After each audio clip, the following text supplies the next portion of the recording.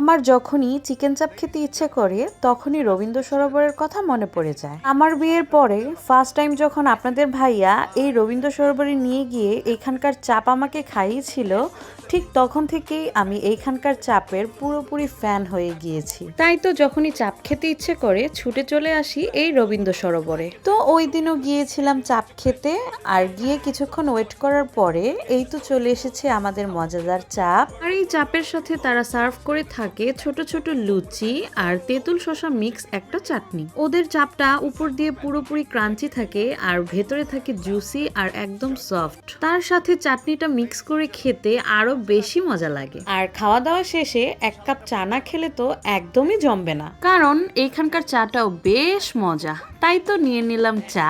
তো আপনারা কে কে এখানকার চাপ খেয়েছেন আর আপনাদের কাছে কেমন লেগেছে অবশ্যই কিন্তু কমেন্টে বলে যাবেন। Thanks for watching, bye bye.